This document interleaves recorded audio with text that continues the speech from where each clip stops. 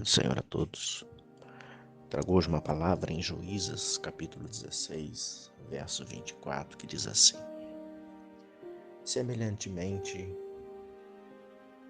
vendo o povo, louvava aos seus deuses, porque dizia: Nosso Deus nos entregou nas mãos o nosso inimigo, e ao que destruía nossa terra, e ao que multiplicava as nossas mortes, os nossos mortos. E sucedeu que, alegrando-se eles, o coração, disseram-lhe: Chamai a Sansão, para que brinquemos com ele. E chamaram a Sansão do cárcere, que estava preso, que brincava diante deles e faziam estar em pé entre as colunas do templo.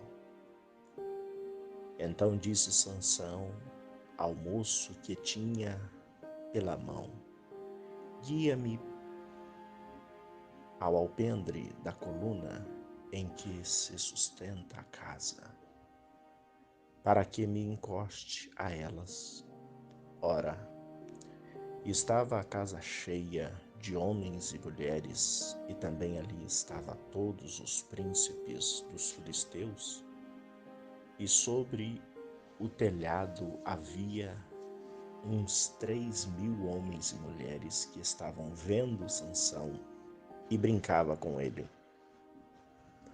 Então Sansão chamou ao Senhor e disse: Senhor meu Deus, peço-te que te lembres de mim e me fortaleça agora, só esta vez, ó Deus, para que de uma vez me vingue dos filisteus pelos meus 2 olhos que foram furados.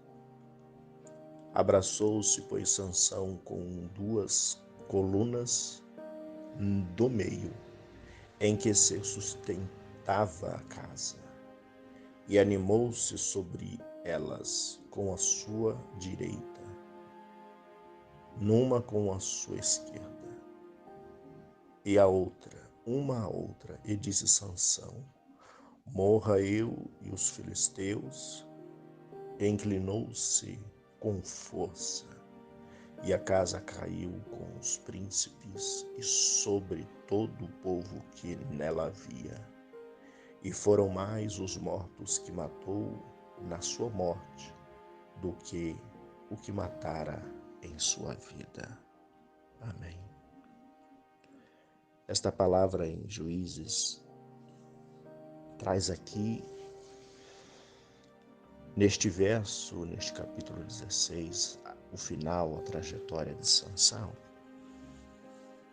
Sansão morre aqui novo, mas a sua trajetória, o que Deus predestinou, escreveu para ele, era uma história de vitória. Porém, as suas escolhas, e Deus não interfere no livre arbítrio. Foi o pecado que entrou pelos olhos. Foi o pecado que foi consumado e deixou este homem, que era tão forte, quando a presença do Senhor estava com ele, ele arrastava portões. A Bíblia diz que com uma queixada de jumento matou 1.000 homens. Esta era a força de Sansão. Mas o Senhor chamou ele para ser juiz, ser líder, ser guia do povo. Porém, a brecha que foi aberta minou ali a sua força, dando vazão às suas vontades, à vontade da carne. Nós temos um corpo chamado carne. Nós temos um corpo também chamado espírito. E temos espírito, alma e corpo. Ao fortalecer um, enfraquece o outro. Deus chama Sansão antes dos seus pais estar esperando ele, antes de sua mãe estar grávida. O anjo do Senhor desce a Manoá, seu pai e sua mãe, e promete a eles este filho que guiaria o povo. E Deus traz ali e revela e mostra o que poderia ser feito. Mas Deus não interfere no livre-arbítrio. Os planos de Deus não se frustram. São os homens que frustram os seus próprios planos. A sua história foi cortada no meio, porque Sansão era para ser um guia, um líder ou um libertador do povo. O povo já tinha sido massacrado pelos filisteus. O povo já tinha sido perseguido por outros príncipes, por causa de terra, por causa de liderança. Mas, pela consequência do pecado, Sansão se entrega ao pecado. E a consequência do pecado, o final dela é a morte. Trazendo então ali o pecado nos olhos, que ele se prostitui com Dalila. Trazendo então a cegueira. Trazendo então a escravidão. E a sua consequência, o final, foi a morte. Mesmo que no final da sua vida ele pede misericórdia e pede para o Senhor dar mais uma vez a sua força, para que ele mostre aos filisteus que existe Deus, ao povo judeu, ao povo de Israel. E ali foram mortos mais do que na sua vida foi mortos, mais na sua morte. Só na laje onde estavam os homens festejando, rindo da cara de Sansão, porque ele estava escravo, estava cego, estava sem força. Aproximadamente mais de 3.000 estava assistindo ele. E ele fez isso e Deus permitiu que isto acontecesse.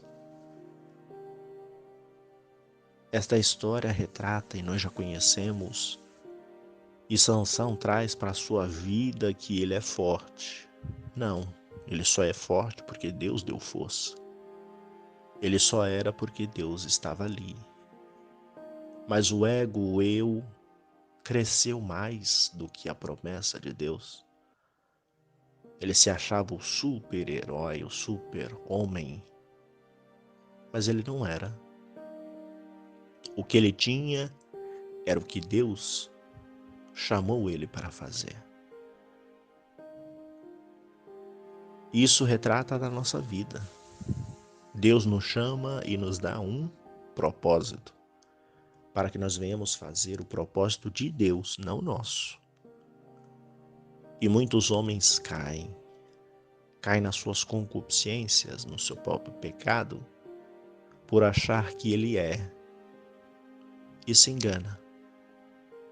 Se engana ficando cego, ficando escravo, e muitos morrem no mundo espiritual. Caem na sua trajetória, caem por terra, porque o diploma, as muitas palavras, os status, ou a força, ou os contatos, ou a corrente que um traz com o outro, levantando o seu nome, fará que ele nunca caia, e ele vai cair. A concupiscência do pecado, ela mina pelos olhos. Ela traz a cegueira física e espiritual, trazendo o homem acorrentado até o chão, trazendo ele como escravo do pecado, seja no mundo físico, como foi Sansão, ou seja no mundo espiritual do pecado, e trazendo a consequência da morte, seja no mundo espiritual, como no mundo físico. O pecado traz isso para o homem. Aqueles que cedem ao pecado, achando que está sendo blindado, achando que não lhe fará dano algum. A Bíblia diz que para o homem fugir da aparência, não precisa nem ser, mas é a aparência do mal. Mas muito se contamina. E ali se entra numa grande corrente que ele mesmo não consegue sair, trazendo então a concupiscência e a escravidão. E no final a morte. Porque o salário do pecado é a morte. Mas o dom gratuito de Deus, é a vida e a paz. Mas quem quer hoje, no mundo que estamos vivendo, no conformismo, no mundo da oportunidade, que muitos dizem, hoje é a oportunidade. A nossa oportunidade é estar vivo na presença do Senhor e fazer a sua vontade, não a nossa vontade. Que nós venhamos ter esta sensibilidade, porque ainda somos pó, somos cinza, somos barro e somos tendenciosos a pecar. Que nós venhamos ter essa ciência que mesmo que o Senhor nos chamou, nos predestinou e nos justificou, ainda temos a falha de pecar, mas que nós venhamos fugir do pecado para não ser acorrentado, para não ser escravo e para não morrer no mundo espiritual sem salvação. Alguns ainda alcançam a salvação no final da vida, mas e se não alcançar? Misericórdia daqueles que perdem esta oportunidade, porque deixou os planos de Deus para investir nos seus planos. Nenhum projeto frustrado.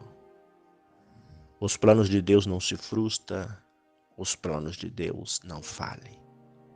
Mas o homem, quando entra em concupiscência, ele se frustra e cai. Mas aqueles que estão firmes no Senhor, o próprio Senhor renovará suas forças para que ele volte a governar, reinar e triunfar no nome do Pai, do Filho e do Espírito Santo de Deus. Amém. Oremos ao Senhor. Senhor Deus e Pai, te agradecemos porque o Senhor é bom. Venhamos pedir o perdão dos nossos pecados, nossas falhas, obras, pensamentos. Dá vitória ao teu povo, guia-nos, Senhor, nos faz vencer sobre esta terra. Nos dá o livramento na nossa jornada, na nossa caminhada. Fortalece aqueles, ó Pai, que está prostrado e levanta, Senhor, o que está caído. E não nos deixe cair em tentação, como diz a oração, e nos livra de todo mal. Fortalece, ó Deus, no teu poder e na tua força. Dá vitória a cada irmão, a cada irmã, a cada casa, a cada família, a cada familiar. Sustenta com as tuas mãos, porque a nossa força pode nos enganar, mas o Senhor não engana ninguém. Nos fortalece, nos guia, seja o nosso escudo, a nossa fortaleza,